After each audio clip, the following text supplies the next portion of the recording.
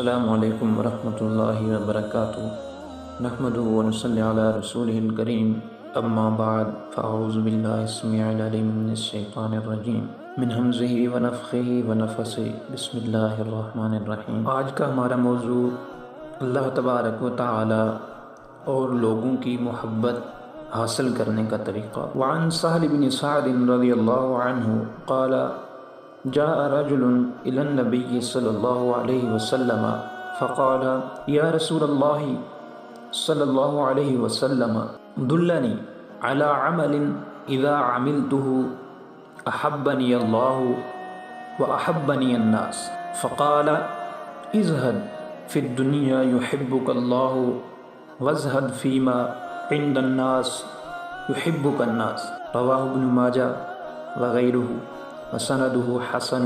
سہل بن سعد رضی اللہ عنہ سے روایت ہے کہ ایک آدمی نبی کریم صلی اللہ علیہ وسلم کے پاس آیا اور عرض کیا کہ یا رسول اللہ صلی اللہ علیہ وسلم مجھے ایسا عمل بتائیں کہ جب میں اسے کروں تو اللہ تبارک و تعالی مجھ سے محبت کرے اور لوگ مجھ سے محبت کریں۔ تو آپ صلی اللہ علیہ وسلم نے فرمایا کہ دنیا سے بے رغبتی اختیار کر، چھوڑ دے دنیا کو، اللہ تبارک و تعالی تجھ سے محبت کرے گا، اور اس چیز سے بے رغبت ہو جا جو لوگوں کے پاس ہے تو لوگ تجھ سے محبت کریں گے۔ اسے ابن ماجہ وغیرہ نے روایت کیا اور اس کی سند حسن ہے۔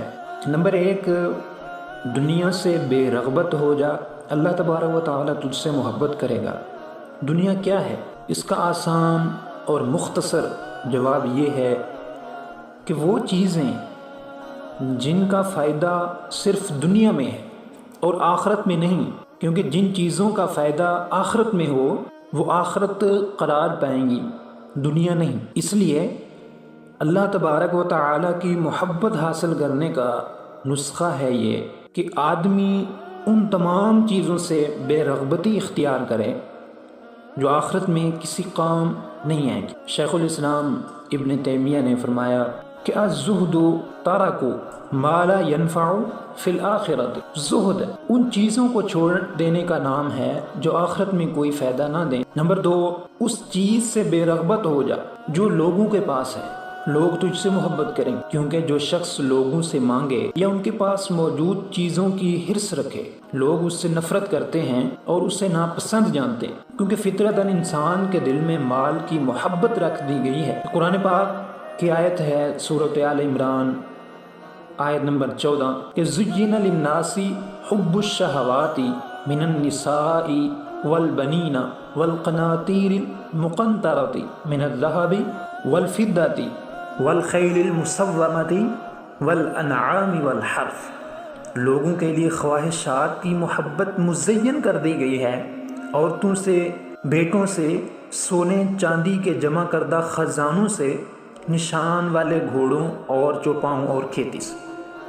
لیکن یعنی یہ وہ چیزیں ہیں جن سے انسان محبت کرتا ہے، انسان کے دل کے اندر، دماغ کے اندر ہر وقت یہ ان چیزوں کو حاصل کرنے کی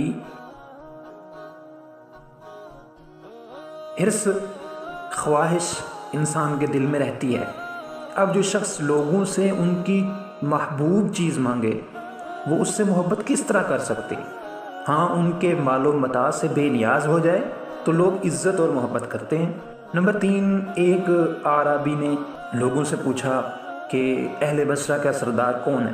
لوگوں نے بتایا کہ حسن بصری۔ اس نے پوچھا وہ ان کا سردار کیسے بن گئے؟ بتایا گیا کہ لوگ اس کے علم کے محتاج ہیں اور وہ ان کی دنیا سے مستغنا ہیں۔ نمبر 4، لوگوں کی محبت کی خواہش اور اسے حاصل کرنے کی کوشش کوئی بری چیز نہیں، یہ مستحب بلکہ فرض ہے، جیسا کہ رسول اللہ صلی اللہ علیہ وسلم نے فرمایا والذی نفسی بیدہ لا تؤمنوا حتی تحابوا۔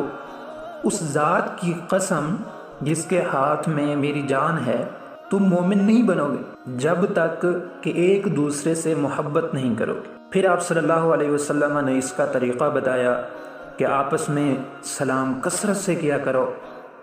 اسی طرح آپ نے باہمی محبت حاصل کرنے کے لیے ہدیہ دینے کی تلقین فرمائی۔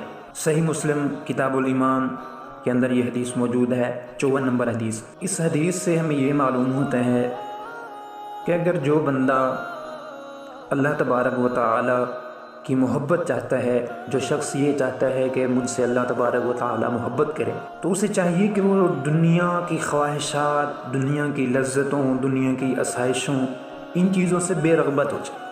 جو بندہ، جو شخص یہ چاہتا ہے کہ بھئی اللہ تبارک و تعالی کے ساتھ ساتھ لوگ بھی میری عزت کریں، مجھ سے محبت کریں، تو اسے چاہیے کہ وہ ان چیزوں سے، مال و دولت، ان آسائشوں، لذتوں سے بے رغبتی اختیار کرے، کوئی پرواہ نہ کرے جو لوگوں کے پاس ہے۔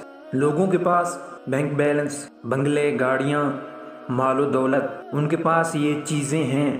انسان، جو مسلمان صرف اور صرف اللہ تبارک و تعالی کی ذات پر بھروسہ کرے، اگر وہ چاہتا ہے کہ بھی لوگ اس سے محبت کریں، تو وہ ان تمام چیزوں سے بے رغبتی اختیار کرے۔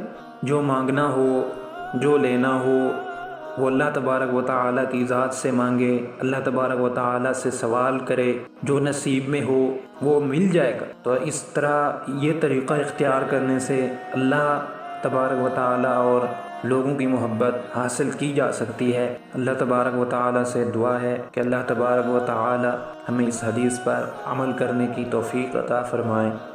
وآخر دعواہم ان الحمد للہ رب العالمین۔